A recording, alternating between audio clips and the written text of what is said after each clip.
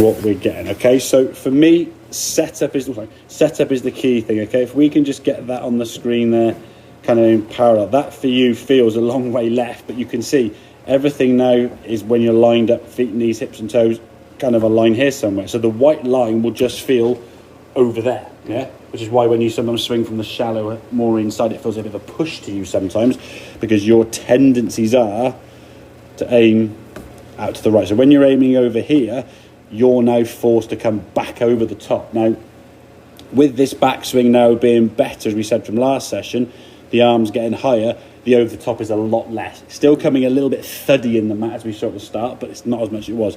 When your hands are down here really low, the over the top now is massive. Yeah, and then you're coming so steep into it that the contact with the ground is going to be a bit...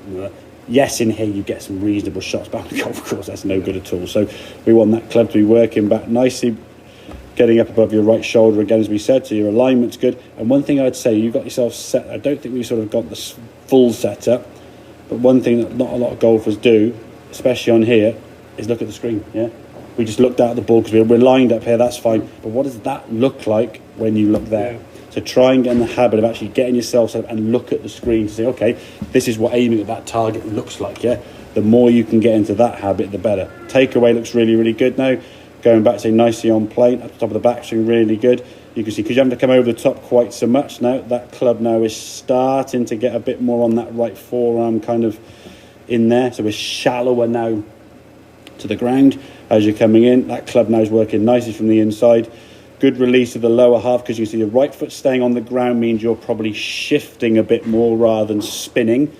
And then when you do shift and rotate, that for me is a good finish. When that club gets over your left shoulder and he's vertical, we know you're swinging pretty good. Yeah, that's usually a good sign. But it's very hard for you to get there if your feet are aiming to the right without the need of coming over the top. And that's where you've got to be careful. Okay, so just double check that alignment. I think we want that club to be coming down nice and shallow, so when you hit the ground, yes, if you hit the ground behind the ball now, this time it's going to be a bad shot, but if it can be less of a bad shot in the fact that, okay, you might be 20-30 yards short of the green rather than fatting it 30 yards in front of you. Okay, so choose that sort of better alignment there. And I think as well, obviously, when you saw on the 10th, when you said you probably aimed a bit too far right because of the slope, that kind of coincided with you hitting a bit of a heavy fat shot because you were back over the top steeper, miss-hit it, compound the error, bunker, rest is history. Exactly, yeah. All right, mate, makes sense. Good stuff, right.